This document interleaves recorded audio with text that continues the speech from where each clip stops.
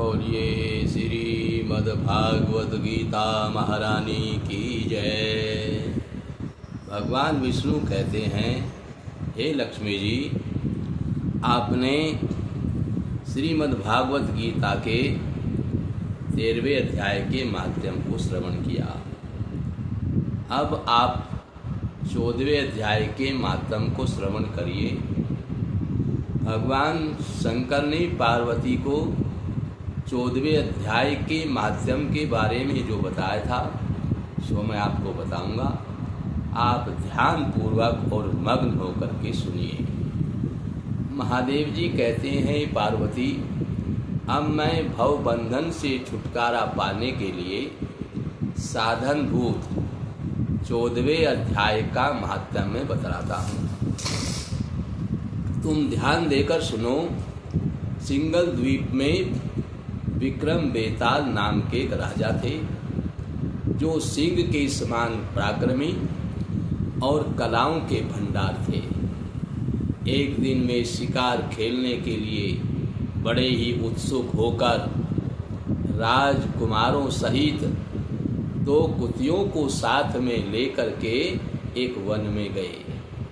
वहां पहुंचने पर उन्होंने तीव्र गति से भागते हुए खरगोश के पीछे अपनी कुतिया छोड़ दी।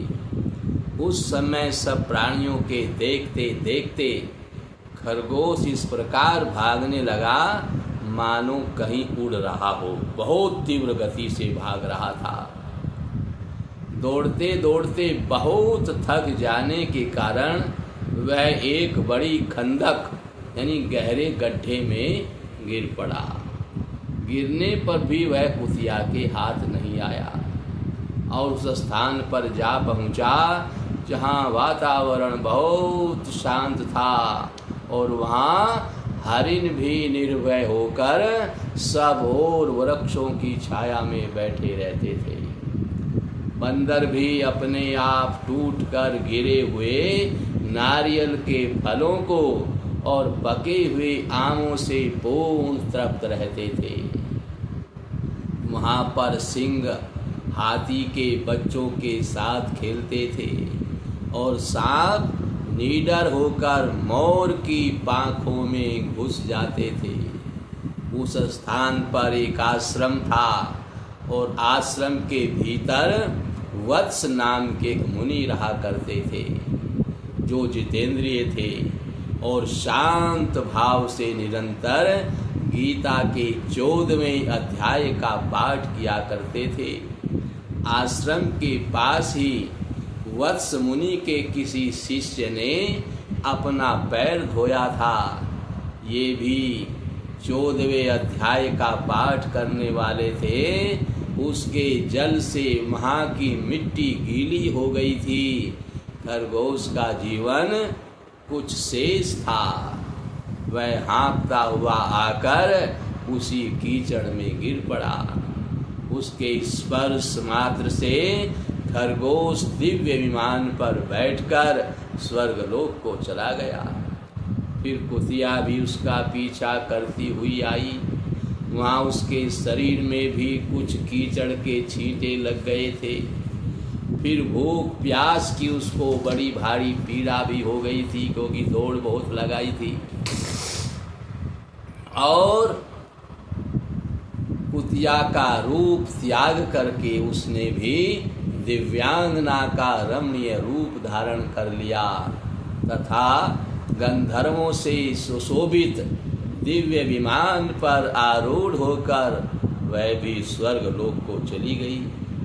यह देख मुनि के मेधावी शिष्य स्कंदर हंसने लगे और उस समय राजा के दोनों के पूर्व जन्म के बैर को वो जानते थे। उसका कारण सोचकर उन्हें बड़ा ही आश्चर्य हुआ। उस समय राजा के नेत्र भी बड़े आश्चर्यचकित हो रहे थे। उन्होंने बड़ी भक्ति के साथ में प्रणाम करके पूछा, विप्रवर, नीच योनि में पड़े हुए दोनों प्राणी कुतिया और खरगोश ज्ञानहीन होते हुए भी स्वर्ग को चले गए। इसका क्या कारण है, इसकी कथा सुनाइए। शिष्य ने कहा, भूपाल हे राजन, इस वन में वत्स नामक ब्राह्मण रहते हैं।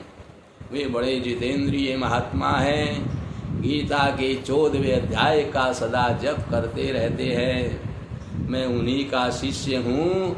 मैंने भी ब्रह्म विद्या में विशेषज्ञता प्राप्त कर रखी है। गुरु जी की भांति ही मैं भी 14वें अध्याय का जप करता हूँ और रोजाना करता हूँ। मैंने यहाँ पर अपने पैर धोए थे। पैर धोने के जल में लौटने के कारण वह खरगोश कुतिया के साथ ही स्वर्गलोक को चला गया। अब मैं अपने हंसने का कारण बताता हूँ। महाराष्ट्र में प्रत्युदक नामक एक महान नगर है।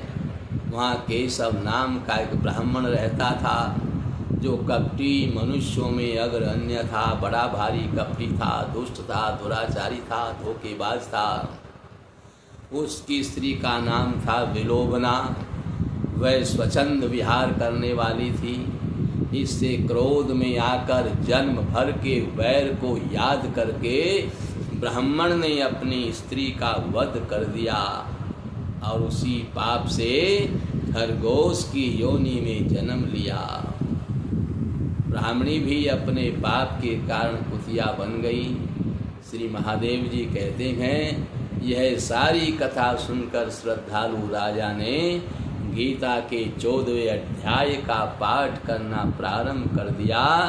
इससे उन्हें परम गति की प्राप्ति हुई। इस प्रकार से गीता के 14वें अध्याय का पाठ करने से परम गति मिलती है।